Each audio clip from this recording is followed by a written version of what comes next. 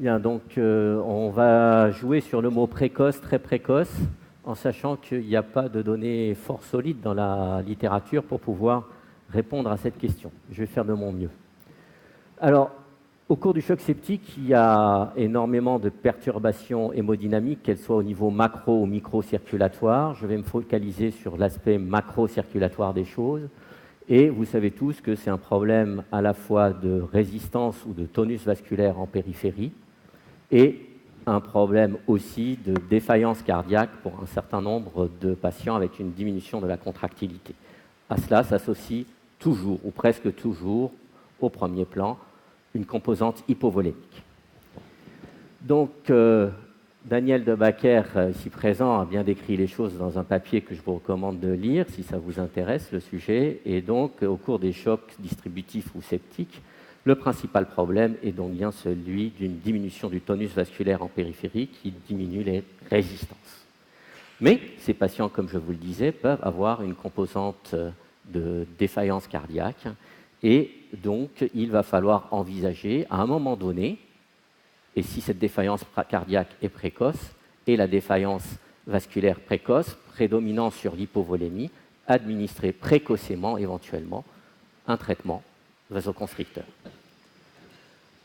Je voudrais enfin insister sur une chose, c'est que lorsque vous donnez un traitement vasoconstricteur, les veines sont pourvues de récepteurs alpha. Et donc lorsque vous administrez un vasoconstricteur, tel que la noradrénaline ici, vous allez avoir une vasoconstriction veineuse. Et lorsque vous administrez chez l'homme ici de l'endotoxine, vous allez avoir une diminution de la vasoconstriction veineuse qui répond néanmoins à une augmentation de la posologie de noradrénaline, mais toutefois moins que les veines contrôlent. Donc, lorsque vous effectuez une administration d'un vasoconstricteur, vous effectuez aussi un auto-remplissage. Est-ce que c'est vérifié chez l'homme? Oui, puisque l'équipe de Jean-Louis Teboul a montré cela. Et donc, vous voyez ici que lorsqu'on administre précocement un vasoconstricteur qui est la noradrénaline, mais chez des patients qui ont déjà reçu des fluides, ils n'ont pas rien reçu, ils ont reçu 1000 cc de chlorure de sodium, vous voyez que le volume télédiastolique du ventricule gauche passe de près de 700 à 750, et cette augmentation est significative. Vous avez donc augmenté la précharge, et si la précharge a augmenté sans aucune manœuvre de remplissage entre les deux, ça veut dire que vous avez recruté le système capacitif veineux et effectué un auto-remplissage. Donc, à la question précoce, il y a deux façons de répondre. Est-ce que c'est le rang de priorité, c'est-à-dire vasopresseur d'abord avant remplissage, ou remplissage puis vasopresseur? Et si vous faites remplissage puis vasopresseur, c'est dans quel délai, quelle échelle de temps? Alors, je vais essayer de répondre à ces questions. Et donc, on a fait ça au laboratoire il y a fort longtemps, en 2003, et donc on a pris des rats qu'on a endotoxinés, et il y a certains qu'on a traités avec des fluides seuls, et d'autres sans fluide du tout. Et on a administré avec ou sans fluide des vasoconstricteurs. Et qu'est-ce que cela donne? Eh bien, cela donne les résultats suivants. Lorsque vous donnez un vasoconstricteur sans fluide, la pression n'augmente pas. Vous donnez du fluide et du fluide plus un vasoconstricteur, la pression artérielle augmente. Le débit augmente de la même façon, le débit aortique avec les fluides et fluides plus vasoconstricteur. Le débit splanchnique, exactement la même chose, et je vous rappelle que lorsque vous donnez un vasoconstricteur pur, il ne se passe rien. Et la microcirculation, elle aussi, est améliorée de la même façon. Et lorsque vous regardez les courbes de survie, vous constatez que les animaux qui reçoivent un vasoconstricteur pur décèdent plus que les animaux qui reçoivent du remplissage ou du remplissage et un vasoconstricteur.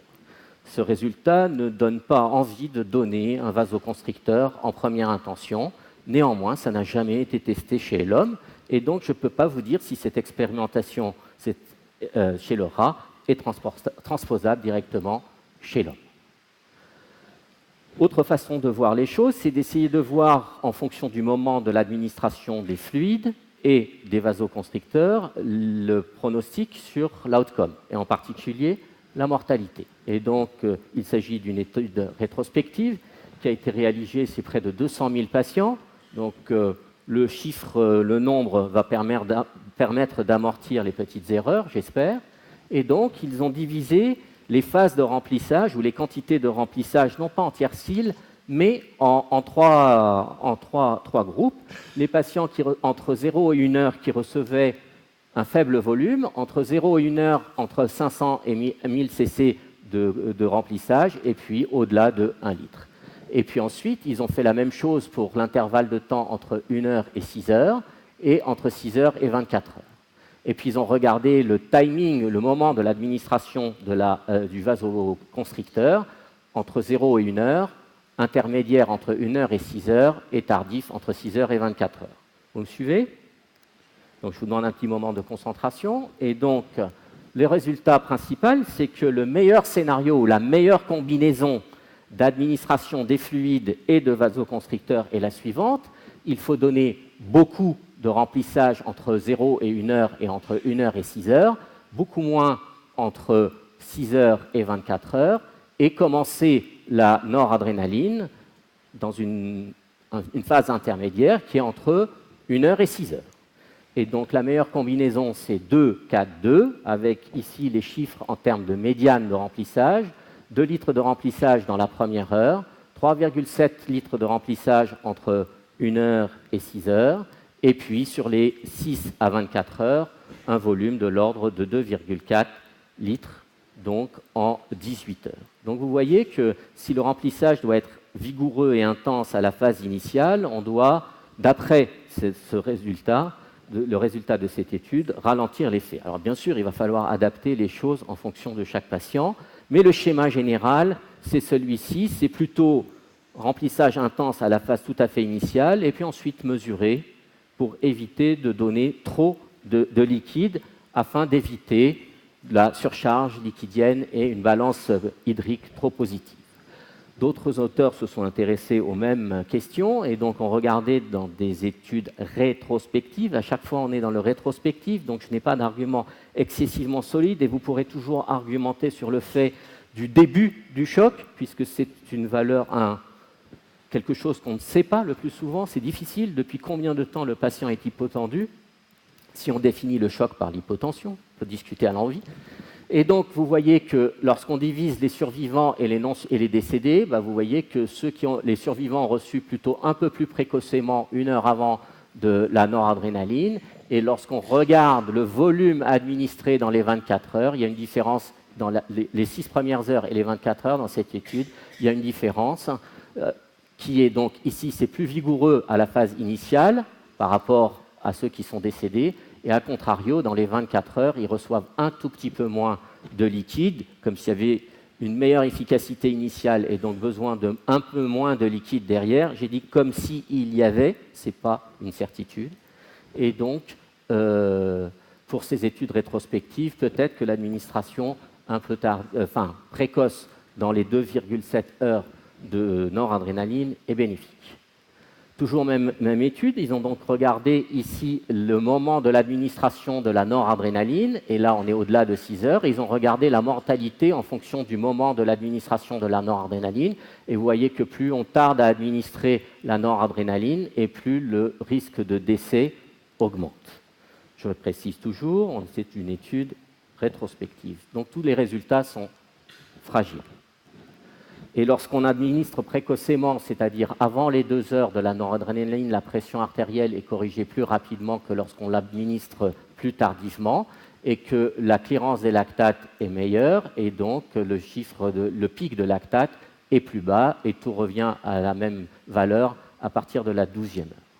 Donc lorsqu'on regarde les différences entre les groupes qui ont reçu de la noradrénaline précocement et tardivement, avec un cut-off de 2 heures, on voit que les patients qui reçoivent plus précocement de la noradrénaline ont finalement sur les 24 heures une dose totale moindre de noradrénaline et ont aussi une dose totale de remplissage qui est inférieure, aucun effet sur la durée de séjour en réanimation ni sur la mortalité dans cette étude, entre 2 heures et au-delà. Autre étude, Beck, ici, qui a regardé la même chose, mais avec des intervalles jusqu'à 14 heures. Et donc là, vous avez le score de défaillance d'organes avec le score SOFA. Et vous voyez que jusqu'à 14 heures, il n'y a pas de différence. Et au-delà de 14 heures, on a une aggravation du score de défaillance d'organes. Et de même pour la mortalité. Donc ces résultats ne sont bien sûr pas superposables à l'étude que je viens de vous montrer, ce qui montre toute la fragilité de tout cela. Enfin, cette étude donc, de Patel, qui est la plus récente, qui a regardé un certain nombre de paramètres chez les patients qui reçoivent de la noradrénaline avant la première heure, entre 1 heure et 2 heures, etc., jusqu'à au-delà de 8 heures. Et donc, vous constatez que le volume de remplissage moyen dans la première heure est de 1,4 litres, et puis ensuite, entre 1 heure et 2 heures, il est de 3,6 litres, et vous avez une courbe de survie qui est plutôt en U, ici. Alors évidemment, les intervalles de confiance chevauchent la ligne de 1. Tout ça, c'est lié au faible nombre de patients inclus dans chaque groupe pour l'analyse. Néanmoins, on peut suggérer qu'ici, il y a peut-être un surcroît de mortalité s'il y avait beaucoup de patients, mais encore faut-il le prouver, ou peut-être qu'il y a de l'hypovolémie masquée parce qu'on a administré trop précocement de la noradrénaline et que le remplissage a été encore insuffisant. Néanmoins, ce sont toujours des études rétrospectives et donc attendons. Alors, toujours la même étude, et lorsqu'on regarde ici la mortalité, donc qu'on divise cela en quartiles de SOFA, vous voyez que ça a toujours le même comportement, et l'administration très précoce de vasoconstricteurs semble plutôt délétère avec toutes les réserves que je vous ai déjà stipulées. Et on constate aussi que la mortalité atteint le seuil de significativité ou 0,08 dans cette étude. Néanmoins, soyez prudents. Que disent les conférences de consensus?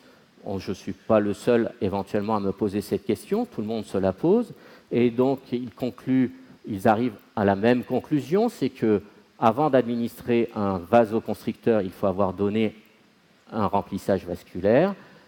Le chiffre recommandé tourne autour de 20 à 30 millilitres, surtout si le patient n'a jamais rien reçu avant.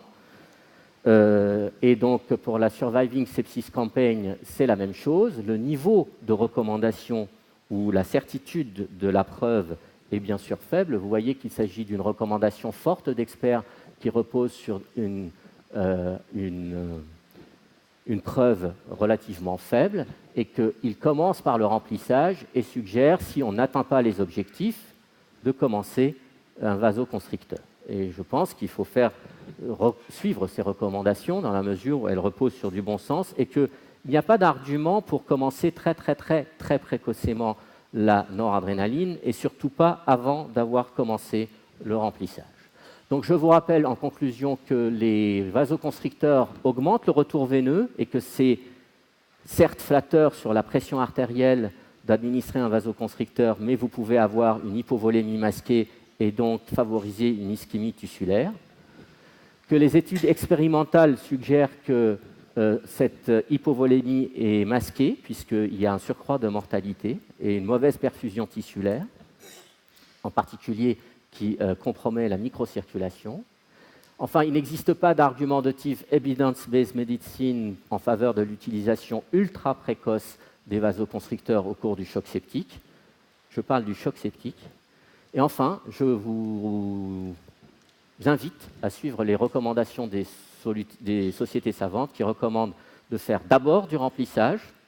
L'échelle, c'est 20-30 ml par kilo dans la première heure, avant de commencer un traitement vasoconstricteur si le remplissage vasculaire échouait pour atteindre l'objectif de pression que vous vous êtes fixé, qui, dans les conférences de consensus, oscille autour de 65 mm de mercure. Je vous remercie.